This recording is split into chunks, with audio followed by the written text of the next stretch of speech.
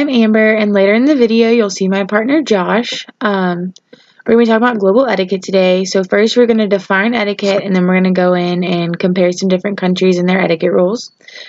So etiquette is a way of behaving that's customary in certain situations. It's going to vary from country to country and culture to culture, and not following the rules of etiquette in each country could result in jail time, criminal charges, or it could make or break your business deal. In the United States, we have a very informal way of doing business. We always make and maintain eye contact during handshakes. Our handshakes are very firm, and power is usually determined by how firm a handshake is. We always stand when being introduced to someone, and we keep our distance from others. We really like our personal space. We usually conduct our business over meals, and the host always pays for everybody invited. There's often a toast in honor of the guest of honor, and gifts from visiting countries are always appreciated. We try to avoid silence at all costs, and we try not to interrupt people when they're talking. And in business, contracts are very important, and we always involve lawyers before we sign them. Now we're going to go over some handshakes and then go through each of these countries. So in the UK, handshakes are very important, but they're very, very light compared to the US. In France, handshakes are very quick and light, and if you're close to the person, you add a kiss on both cheeks. In Russia, it's a very firm handshake. You don't shake hands with the members of the opposite sex in non-business meetings. And in Turkey, you do firm handshakes. No, firm handshakes are considered offensive, but if you shake hands for long periods of time, it's a sign of friendship and affection. In Norway, you shake hands with everyone and always use their first and last name. In China, you greet the oldest person first with a very light grip. You bow and you always make eye contact, and you always pause. In the Philippines, it's a very light grip. You don't bow and you always make eye contact, unlike China. And in South Korea, the oldest person initiates with a very soft grip and you use both hands.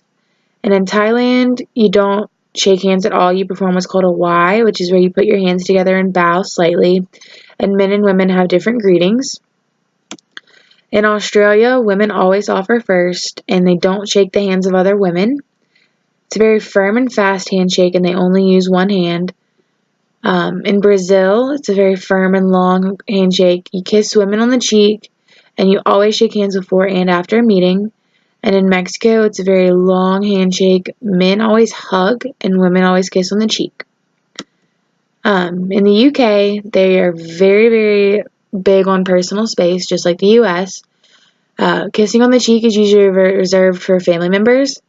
And business is always done through a third party, so don't expect to deal directly with the other party involved. They're very formal with their business, and you always have to go through a board of directors to make a decision. And they still believe in the old, what they call prep school system, where money and title get you further in companies, and business meals are always reserved for lunch. If you're invited to someone's house in the UK, you always arrive late, and gifts are not accepted unless you're going to someone's home, and they find it very offensive if you try and mimic their accent. In France, you always use the last name unless you were told otherwise, and they place a heavy emphasis on academic titles such as doctor or professor. You always use monsieur, madame, and mademoiselle. You always sit with your knees together, and you keep a very professional manner. In Russia, they really aren't big on personal space, so backslapping, standing really close, hugging, all of that's going to take place. You have to be persistent if you get the answer that you want, so don't, slack off and wait for them to come to you. And business cards are very important, and they are always treated with respect. And no agreement is binding until a contract is signed, just like in the U.S. Dinners usually take place at the home of whoever's hosting, and they always put excess food on the table, even if they don't have the resources, just so they can show that there's an abundance. And being invited to a DACA is an enormous honor. And then after toast in Russia, only the guests that are drinking alcohol can clink their glasses together. And gifts should be picked out based on rank. They find it they appreciate it a lot if you try and learn about their culture and their language before any business meetings. And women are expected to be very feminine and conservative and not wear bright colors. In Turkey, you shake hands with everyone, including the children. Um, a lot of the Turkish population is Muslim, so they avoid eye contact, and you're expected to eat a lot at dinner, but there's not going to be any alcohol served. But they always expect you to be on time, and they always expect modesty when picking out clothes, which goes back to the Muslim culture. And if you're going to someone's house, always bring a gift. In Norway, they are very big on personal space, just like the US and the UK. They don't believe in small talk, they find it very useless. They always expect you to be on time, and they have a very similar management style to the US in the fact that they will always ask their employees for their opinions before making any decisions. Um, Business lunches are strictly for eating lunch, but dinners you can talk about business, personal things, etc. You're expected to dress very conservatively, and like the Turkish people, you always bring a gift when you're invited to someone's home. Hi, my name is Joshua Washington, and I am Amber's partner, and I'm going to continue the discussion with Asian countries and China for global etiquette. So, in China, there are a few rules that you need to abide by when it comes to global etiquette. Um, some include if you are greeted with applause, please applause back.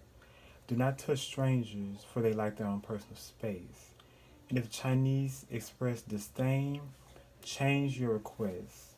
Hire an interpreter as English is not spoken in meetings. Manipulation tactics are often used, and spouses are not included in business meetings. Also, never refuse a drink. Do not discuss business at dinner unless initiated by the Chinese. The host always pays. Dress modestly, conservatively. Avoid gifts that are black or white in color. And when women will have a hard time earning their place.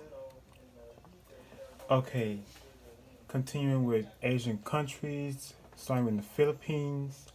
Do not stand with your hands on your hips.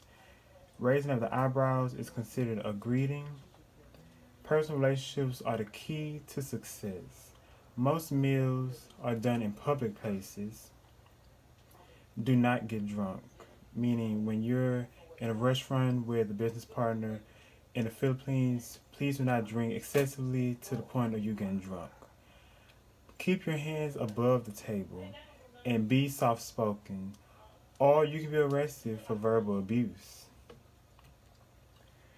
In South Korea, bow along with a handshake. No physical contact. Never be late, but you will be kept waiting. Do not discuss business during the first meeting. Dinner meetings are a necessity.